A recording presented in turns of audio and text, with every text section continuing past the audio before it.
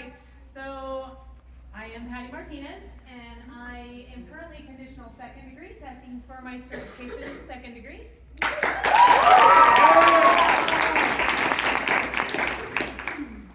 And this is talking about my community service project. So I will tell you a little bit description about the project itself, kind of like some of the other presentations. What did I learn? There'll be some pictures and my results, and time for questions at the end.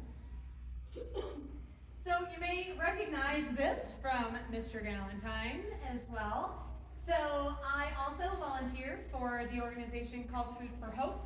They are a nonprofit organization that really takes care of children and families in Adams County who don't have food to eat, as Mr. Landon mentioned. So I've been volunteering with them since 2017. Mr. Martinez does it, my husband Mr. Martinez, and Mr. Aiden Martinez as well. So we basically go every Monday of the school year, and we also volunteer at special events that they have. So they also have a huge special event called Feed 5000. We'll talk about that here in a minute. But we have volunteered our time to not only pack the bags, but also distribute them. 2020, 2021, 2022, 2023. We're actually doing it on Monday when we get back from Breckenridge. So here's some pictures of me. As you can see, there are lots of totes that get filled. There's lots of food in the background and stacked up. So I am in charge of packing about 4,000 to 5,000 snacks every Monday. And this goes to some of the schools in the area that have signed on for this project or to receive this, because children sometimes in school are hungry. They don't have snacks to bring. And so we pack up a variety of different snacks, and they get shipped off to the kids so that the teachers can give those out when kids don't have snacks. So here's some other pictures, some benefits of this program. I get to work with some amazing Food for Hope staff. They're pictured there on the left. And I am really proud to be able to represent Food for Hope and Mile High Karate in the community. Really gives us an opportunity to be out there with people and to be around underprivileged people that don't have food. You know, when my boys first started to donate, their favorite thing was giving that frozen turkey to this smiling, crying kid who wasn't going to get anything for Thanksgiving to eat. And they got to carry those out. They were heavy, but they loved doing that. And so through my dedication, actually for dedication and exemplary service to the mission of Food for Hope, Aiden and I did win the 2023 Schmitz Service Award. Woo!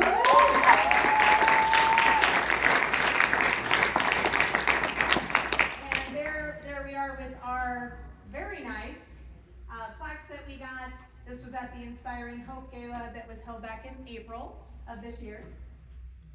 So what did I learn? Now, I didn't learn this just now. When I started with them in 2017, I was humbled to understand and to learn that there's thousands of kids in Adams County. And most of you probably live in Adams County. And to think of all these children and families that don't even have food for the weekend.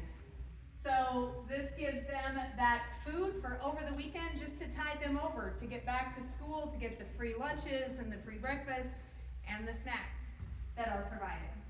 So you may not even think of it, but just a simple snack, maybe you can actually think about it here during the Black Belt retreats, that just that little snack gives you that energy. And there are kids sitting in classrooms that don't have anything as simple as that. So that kind of fuels them for the day. And so also, I come to find out that teachers, probably more likely in the elementary school, but also middle school and high school, they're using their own personal funds. And as you know, teachers don't make a lot of money to begin with, but out of their hearts, they were buying snacks for kids. So this helps the teachers out as well. So volunteering for this organization and for any organization, it really feels like we are part of the community, that we are there for them, that we care for them, and we're helping our neighbors. So my results, I mean, certainly I have been volunteering with them since 2017, but I've continued to volunteer weekly since I first started in 2017. And this was my community service for my time to get my certified first degree as well. But these hours represent what I have done since getting my black belt, my first degree. So I had a total of 176.5 hours that I have dedicated to Food for Hope.